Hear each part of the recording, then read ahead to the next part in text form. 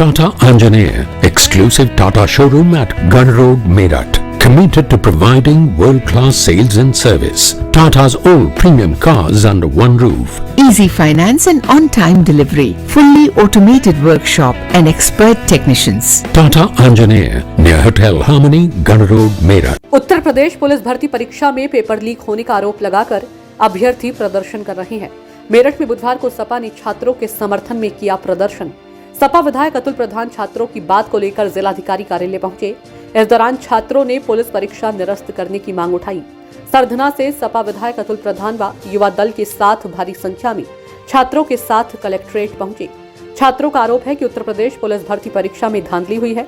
चारों पालियों के पेपर परीक्षा के समय से पूर्व ही टेलीग्राम पर वायरल हो गए थे। इस धांधलीबाजी से समस्त अभ्यर्थियों के भविष्य के साथ खिलवाड़ हुआ है। उन्होंने इस धांधलीबाजी के आरोपियों को गिरफ्तार करने और पेपर दोबारा से कराए जाने की मांग की है। जैसा कि गौरियांक ने बताया, अभी आप आवाज करोड़ों लोगों की, ये जो जागरूक लोग होते हैं समाज में, इनकी संख्या बहुत ज़्यादा नहीं होती, इनकी संख्या कम ही रहती है। लेकिन ये जागरूकता का काम जो आप लोग कर रहे हैं, इसके लिए जो आपका नेतृत्व करने वाले लोग हैं और साथ साथ हमारे जो ऐसे अभिभावक के रूप में आपके टीचर्स हैं, जो आपके साथ सालों साल तक मेहनत करते हैं साथ, मैं उनको भी साधुवाद दूंगा कि आप सब लोगों ने मिलकर ये मुहिम चलाई है। जब कोई पेपर, कोई परीक्षा होती है, तो जो मेहनत करने वाले लोग हैं सालों साल तक, उनके मन में भाव रहता है कि हमारी मेहनत का इनाम मिलेगा। हमारे जो घर के परिवार के लोगों की आशाएं हैं, आकांक्षाएं हैं, वो हम लोग इस मार्फत पूरी कर सकते हैं। आप रिकॉर्ड उठा के देख लो किसी भी विभाग का, चाहे जहां पर हम कलेक्ट्रेट में हैं, चाहे यहीं का ही रिकॉर्ड उठा लो, तो लगभग जितनी रिक्तियां सालों साल से पड़ी हैं, उन पर आउटसोर्सिंग के लोगों को नियुक्त किया जा रहा है। जो आपके ठेका पता चली है उस पर, लेकिन कोई परमानेंट भर्ती नहीं हो रही। और किसी विभाग में, चाहे आप शिक्षा विभाग में चले जाइए, चाहे आप स्वास्थ्य विभाग में चले जाइए, चाहे आप ऊर्जा में चले जाइए, चाहे आप किसी विभाग में जाइए, क्योंकि आप परीक्षाएं देते हैं, इसलिए आपको सब चीज़ों की नॉलेज या जानकारी है।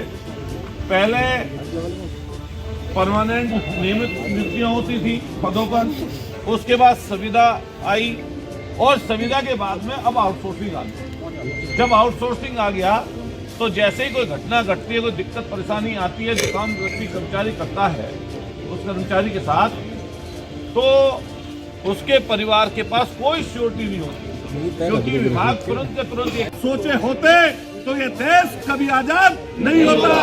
इसलिए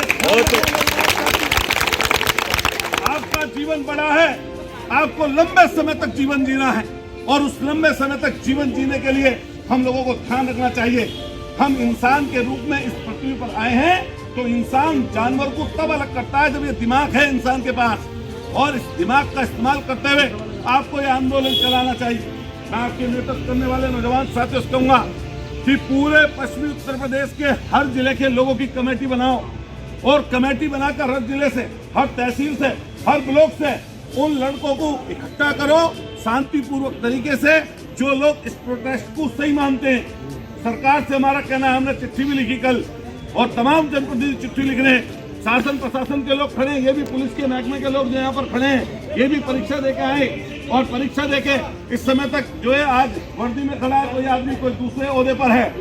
आप बताओ, अगर आपके साथ इस तरह की घटना हो जाती, क्या आपको बुरा लगता है या नहीं लगता? क्या इनको नहीं लगता कि इनसे कम मेहनत करने वाला पास हो जाए और ज्यादा मेहनत करने वाला फेल हो जाए?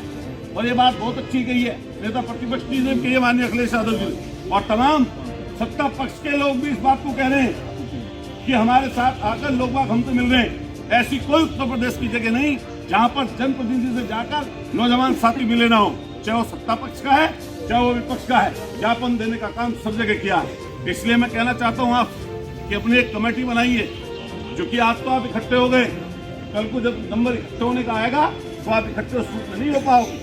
आंदोलन शांतिपूर्वक हो, आप अपना क्रम बांट लें।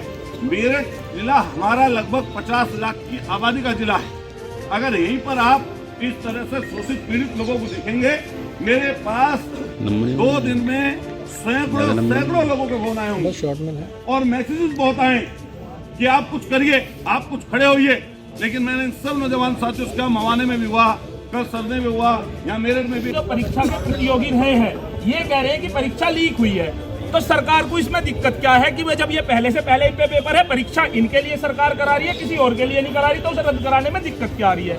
और दूसरी चीज ये है कि हर एक परीक्षा जो अभी उत्तर प्रदेश सरकार करा रही है या उत्तर प्रदेश में आ रही है, वो परीक्षा होने से पहले सबके पास प्रश्न पत्र पहले व्हाट्सएप पर घूमता रहे हैं। तो एक डिमांड ये है कि ये जो भी लोग इसमें इन्वॉल्व हैं, चाहे दूसरे तरीके से, पक्ष से या विपक्ष से, या अंदर से या पारदर्शी से या पर्दे के पीछे से, उन लोगों पे ऐसी कार्रवाई हो जो इनके अरमानों पर कठोरघात करने का वो काम ना करे। और ये कहीं ना कहीं जो एजेंसी ये काम करा रही है, ये एजेंसी इस लालच में काम कराती है, तो उन्हें काम करने के तो मिलते हैं 1 रुपया और पेपर आउट कराने के मिलते हैं उन्हें 10 रुपये। तो आप समझो, जब तक सरकारी देखिए, मांग सीधी है कि जो परीक्षा हुई है उस परीक्षा में संतुष्टि नहीं है। लोगों को लग रहा है, नौजवान साथियों को लग रहा है कि उनके साथ धोखा हुआ है। हम चाहते हैं कि इसकी सही जांच हो और लगभग जितने साक्षी हैं वो प्लेटफॉर्म पर, सोशल मीडिया के प्लेटफॉर्म पर घूम रहे हैं, तो सरकार तुरंत के तुरंत इस परीक्षा को रद्द कराकर और पारदर्शी तरीके से अपने हैंडल में सही तरीके से इस परीक्षा को कराए, दोबारा परीक्षा कराए। ऐसी ही तमाम खबरों में बने रहने के लिए हमारे चैनल न्यूज़ ब्लॉग्स को सब्सक्राइब करें, वीडियो को शेयर करें और लाइक करना ना भूलें।